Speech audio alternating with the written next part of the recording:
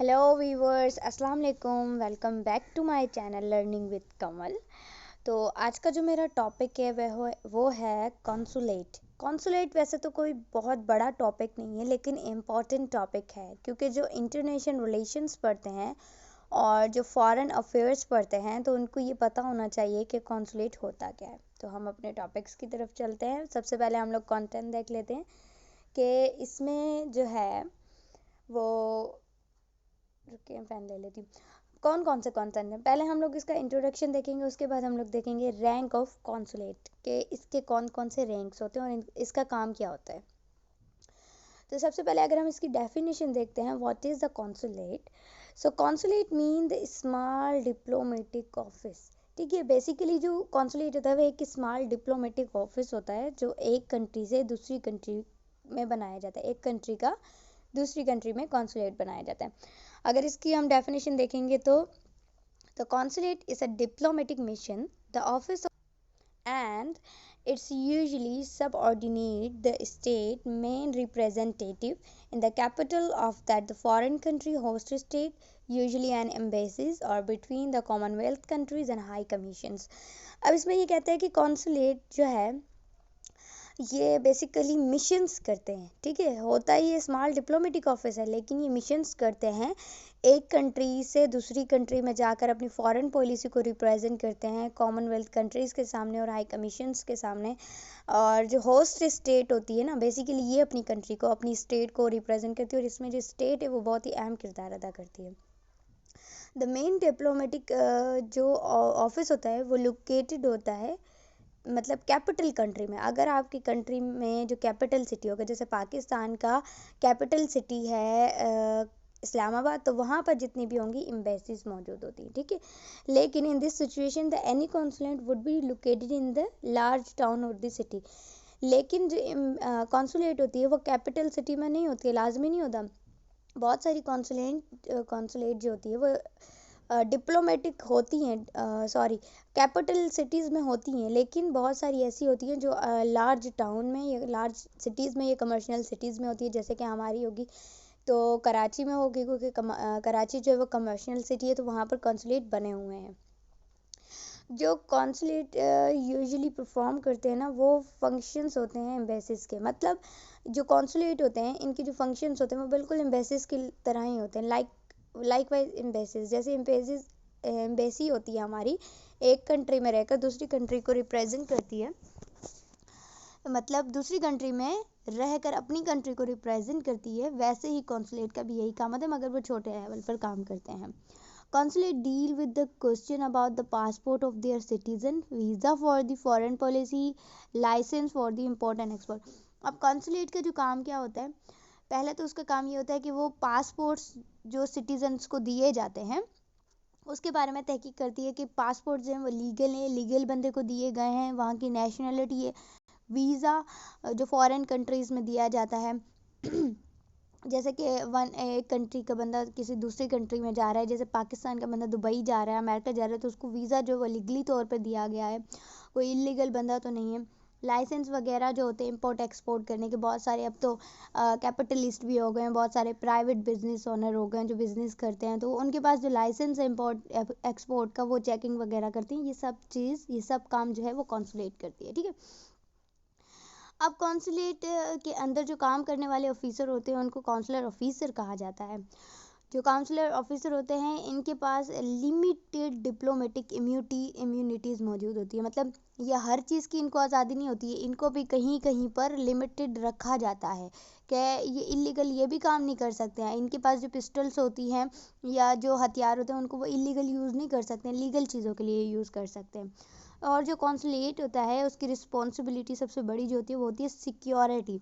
मतलब ये सिक्योरिटी को मेंटेन करने के लिए इन लार्ज एरिया टाउन और कंट्रीज़ के अंदर जो सिक्योरिटी मेंटेन करते हैं उसके ये फंक्शन को लीड करते हैं, और ये सिग्निफिकेंट रोल प्ले करते हैं मेजर इश्यूज़ में भी। ठीक है, समझ आया आप लोगों को। अब आगे चलते हैं। इसके बाद हम लोग देखते हैं कॉन्सल रैंक क्या होते हैं। बेसिकली आर्टिकल नंबर 9 की जो क्लासेज हैं उसमें head of consular post, article number 9 के तहत जो है ये रैंक्स बताई गई थी, और जो हेड ऑफ कॉन्सुलर पोस्ट है, है जो है उसको भी 4 क्लासेस के अंदर डिवाइड किया गया। एक होते हैं कॉन्सल जर्नल, एक होती है कंसोल, एक होती है वाइस कंसोल, एक होती है काउंसलर एजेंट। ये 4 जो हैं वो रैंक है कंसुलेट के, ठीक है। अब इनका वर्क क्या है वो देखते हैं, लेकिन इसमें हम देख लेते हैं कि पैराग्राफ 1 में जो आर्टिकल दिया गया है उसमें क्या होता है कि ये restrict the right of any contracting practice to fix the designation of counsellor officer और then the head of the counsellor. इसमें ये बोलता है कि आर्टिकल नंबर के तहत कि ये जो पोस्ट दी जाती हैं इनमें राइट जो दिया जाता है उन लोगों को, काउंसलर ऑफिसर्स वगैरह को, उनकी जो पार्टीज होती हैं वो फिक्स्ड होती हैं, ठीक है। उनकी डेजिग्नेशन जो है वो बाद में चेंज नहीं होती है करके फिर वहाँ से उनको रिज़ाइन देना होता है। आगे देखते हैं कि कंसोल जर्नल क्या होता है। कंसोल जर्नल जो होता है, ये पहली बात है कि फर्स्ट रैंक होती है काउंसलेंट की, और इसका जो काम होता है वो jurisdiction in the several place of the several console. अब जुरिस्डिक्शन मतलब जजमेंट का काम हो गया, या लॉ से रिलेटेड इनके काम होते हैं कि भाई जो भी काम हो वो लीगली तौर पर हो और लॉ से रिलेटेड हो। The consul general serve as a representative who speak on behalf of their state in the country where they are located, although ultimate jurisdictions over the right to speak on behalf of a home country within country together belong in their single ambassador। अब ये इनके अंदर जो ambassador होते हैं और ये क्या करते हैं भाई, अपनी कंट्री को रिप्रेजेंट करते हैं और अपनी कंट्री की तरफ ये पावर रखते हैं बोलने की, और अपनी कंट्री पर लगे हुए बहुत सारे इल्ज़ामात लग जाते हैं, कंट्री ने ये किया ये किया ये किया, तो उस चीज़ की तरफ से ये कोर्ट की तरफ से अपने जो है वो लॉ पेश करते हैं, सॉरी केस पेश करते हैं और स्पीक करते हैं कि हमारी कंट्री ऐसी है या ऐसी नहीं है। तो इसमें जो है वो अपनी कंट्री को बाकायदा रूल्स रेगुलेशन के मुताबिक चलाना पसंद करते हैं और होता है सब। और ये जो कॉन्सल्स होते हैं जनरल, ये नॉमिनेट होते हैं सेनेट से। इनको सेनेट जो होती है ना वो नॉमिनेट करती है और इनको इलेक्ट किया जाता है पीपल के ज़रिए, ठीक है। और इनके पास जो पावर आती है वो सिर्फ और सिर्फ वोट के ज़रिए ही आती है। अगर इनके पास वोट कम होंगे तो ये जो है वो कंसोल जनरल नहीं बन सकते हैं। जिनके पास वोट ज़्यादा होते हैं सिर्फ उसको ही कंसोल जनरल बनाया जाता है, क्योंकि ये बहुत बड़ी जिम्मेदारी और यहाँ पर करप्शन नहीं होती है। अब देखते हैं कंसोल्स क्या है। देखिए एक जैसे लफ्ज़ हैं लेकिन प्रोनाउंसिएशन थोड़ी थोड़ी चेंज है। अब ये जो है ये क्या रिप्रेजेंट करते हैं, गवर्नमेंट और स्टेट की जो टेरिटरी होती है ना, normally acting in to assist and protect the citizen of the consul on country and facilitate trade and friendship between the people two country. अब कंसोल्स का जो काम होता है सबसे पहले सिर्फ यही काम होता है कि कंट्री की जो बाउंड्रीज हैं और जो एरिया उनको प्रोटेक्ट रखें। अगर वहाँ पर कोई भी प्रॉब्लम हो रही होती है, जैसे कि कोई दुश्मन मुल्क आपके ऊपर हमला कर रहा है, आपके टेरिटरी पर आ पहुंचाए, आपके बॉर्डर्स पर आ पहुंचाए, तो ये उसको प्रोटेक्ट करने की कोशिश करती है, ठीक है। और इनकी दूसरी कोशिश ये होती है, इनका काम ये होता है कि दो कंट्रीज़ के बीच के ताल्लुकात अच्छे करें। बॉर्डर पर खड़े हुए जो फौजी हैं वो एक दूसरे से ताल्लुकात अच्छे कर लें, ना कि एक दूसरे से जंग करें या एक दूसरे के खिलाफ बात करें। तो इनका यही काम होता है, ये टेरिटरी और बाउंड्रीज़ के जो एरियाज़ होते हैं उनको ये कवर करते हैं, ठीक है। और ये ऑफिशियली जो appointed a government to live a foreign country in order to look after the commercial interest of the citizen and appointed country. अब ये बेसिकली जो होते हैं ना कंसोल्स, ये रहते ही अपनी कंट्री से बाहर है। क्यों बाहर रहते हैं? वो इसलिए बाहर रहते हैं क्योंकि वो अपने कमर्शियल इंटरेस्ट जो होते हैं सिटीज़न के, उनको मेंटेन करते हैं, ठीक है। कि उनकी क्या इंटरेस्ट है अपने सिटीज़न के, फिर वो लेकर दूसरी कंट्री में जाते हैं कि हमारा मुल्क आपके साथ ये ट्रेड करना चाहता है, इस तरह की ट्रेड करना चाहता है, इंपोर्ट एक्सपोर्ट करना चाहता है, कौन से टैक्स लगेंगे, क्या होगा क्या नहीं होगा, रूल्स रेगुलेशन के तहत ये भी इनका काम होता है। उसके बाद आ जाता है वाइस कंसोल्स। वाइस कंसोल्स जो होता है ये बिल्कुल जनरल कंसोल्स जैसा ही होता है, इसका काम भी वही होता है, और लेकिन ये उनसे बड़ा होता है।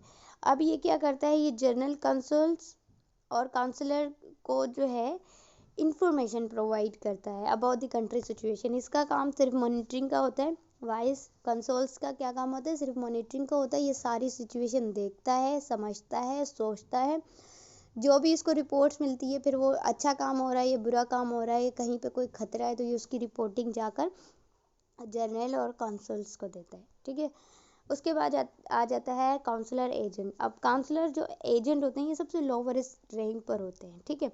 इनकी जो डेजिग्नेशंस होती हैं वो फॉरेन नेशनल्स होती हैं, ठीक है। अब ये जो है क्या करते हैं, इनका काम क्या होता है, ये कॉन्सुलेट के साथ ही वर्क करते हैं, लेकिन ये वीज़ा जो होता है उसको इशू करवाते हैं। Helping out the problem arise overseas. अब इनका काम सिर्फ पानी वाले इलाकों में भी होता है कि जहाँ पर शिप्स वगैरह जा रही होती हैं, उनके वीज़ा वगैरह ये लोग चेक करते हैं, ठीक है। काउंसलर एजेंट जो है is responsible for providing emergency consular service.